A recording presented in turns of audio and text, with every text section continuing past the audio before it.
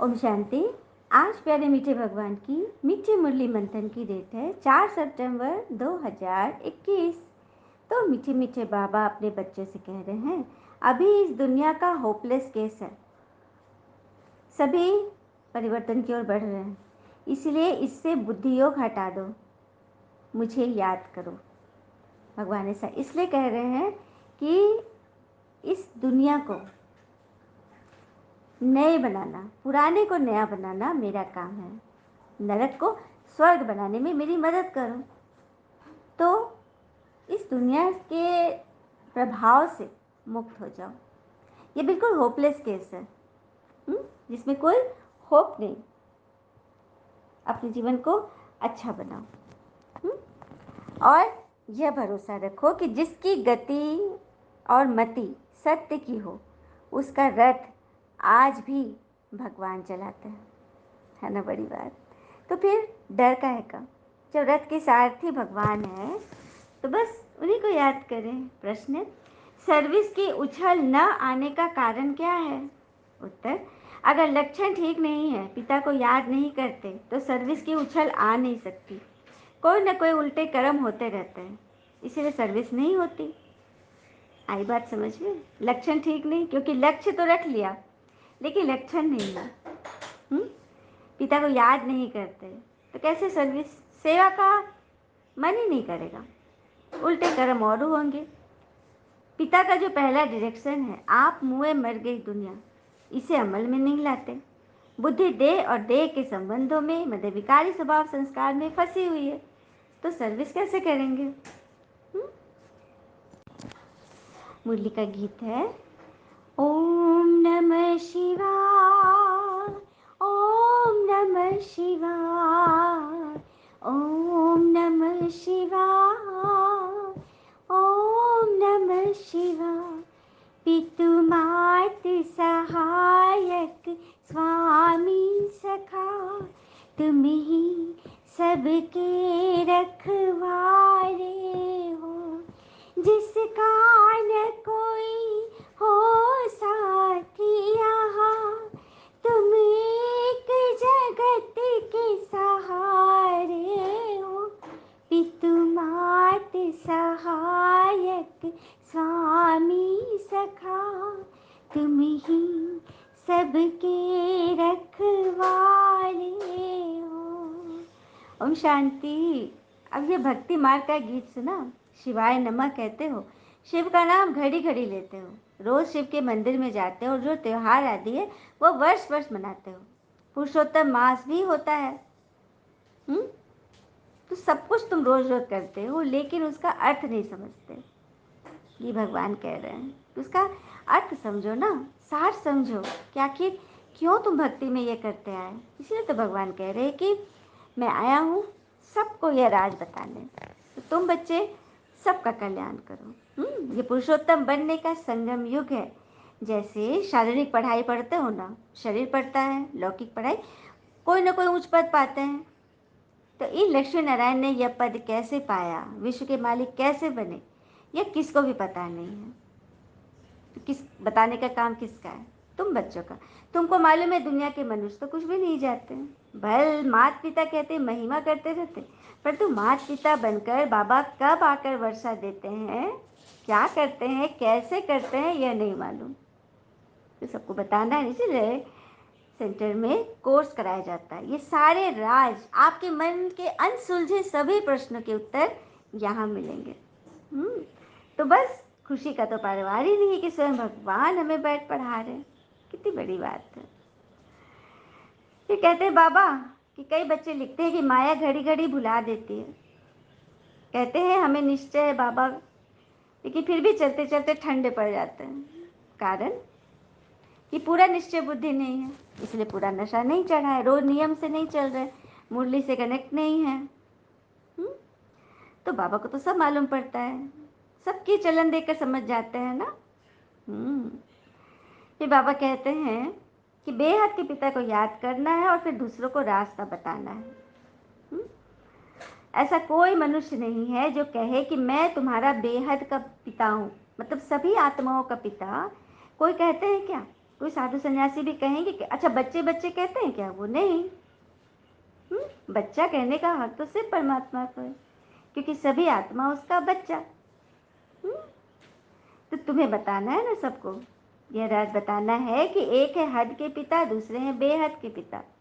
हद के पिता लौकिक पिता जो हर जन्म हम अलग अलग बनाते हैं, बनते हैं, और बेहद के पिता तो एक ही हैं, जन्म जन्मांतर के लिए वो एक ही हैं। फिर आगे बोले बाबा, एक तरफ तो दुनिया कहते हैं कि भगवान आने वाले हैं, भगवान आते हैं, लेकिन कब आते हैं, कैसे आते हैं, आ गए हैं तो उनको मानो, यह नहीं करते।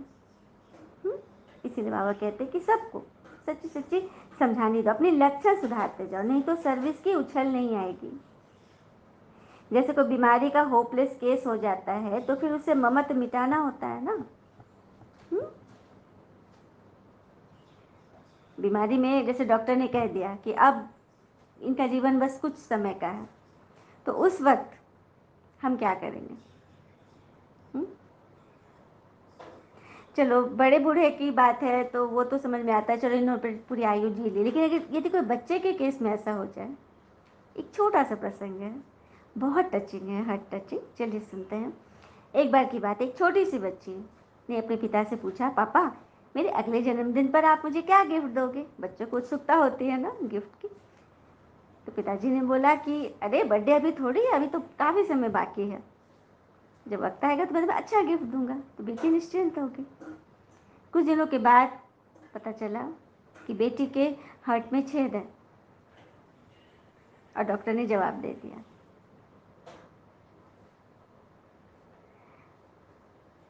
लेकिन उसका ऑपरेशन हुआ, वो जीवित हो गई। जब कुछ बड़ी हुई तो उसको अपने पापा का लेटर मिला, उसमें लिखा था कि बेटी तुमने मुझे अपने जन्मदिन पर गिफ्ट मांगा था ना, ये जो तुम्हारा दिल है ना, वही तुम्हारे लिए गिफ्ट है। मतलब उसके पिता ने उसको जीवन दान का गिफ्ट दे दिया। कितना बड़ा गिफ्ट दिया ना। तो जब पिता का हृदय कितना बड़ा होता है, जब लौकिक पिता अपने बच्चे के लिए इतना कर सकते हैं, तो क्या पारलौकिक पिता क्या नहीं कर सकते? तो वही तो हमें सब कुछ बता रहे हैं कि बच्चे अच्छी रीति धारणा करो, अपने विकर्म विनाश करो और स्वर्ग के राजा बनो। अच्छा, मीठे बच्चों प्रति भगवान की नमस्ते। हम बच्चों की भी प्यारे शिव पिता को नमस्ते। और बाबा दिल से सभी आत्माओं की तरफ से आपको वेरी वेरी गुड मॉर्निंग। धारणा के लिए मुख्य सार, पहली पॉइंट, जरा भी कोई बड़ा अथवा सूक्ष्म पाप न हो, इसका बहुत ध्यान रखना है। कभी कोई चीज़ छिपा कर नहीं लेनी है, लोभ मोह से सावधान रहना है। बाबा हमें हर विकार से बचाते हैं, क्योंकि ये जो आदत है ना, झूठ बोलना, चोरी करना, क्रोध करना, ये सब संस्कार बनते जाते हैं। अब जैसे कोई बॉस है, उसके पास आया वो बॉय जो आया और पूछा, सर आप चाय लेंगे, कॉफ़ी लेंगे कि ठंडा लेंगे? तो सर ने बोला चाय भिजवाओ। उसे चाय दिया, क्योंकि वो नया आया था लड़का, तो उसे पूछना था। फिर दूसरे दिन भी वो पूछा, सर चाय लेंगे, कॉफ़ी की ठंडा? सर ने फिर बोला चाय। तीसरे दिन पूछा, चौथे दिन पूछा, पांचवें दिन जब पूछा सर ने डांट दिया कि तुम्हें पता नहीं है कि मैं क्या लेता हूँ रोज़, क्यों अपना टाइम वेस्ट करते हो पूछने में? तो उसके बाद से वो चाय देने लगा, नहीं पूछा। उसी तरह से हमारे मन की भी ये हालत है। पहली बार जब हम कोई गलत कर्म करते हैं, झूठ बोलते हैं, कोई चोरी करता है, कुछ और क्रोध करता है, लोभ मोह कुछ भी बातें हुई, तो मन ये चार ऑप्शन देता है।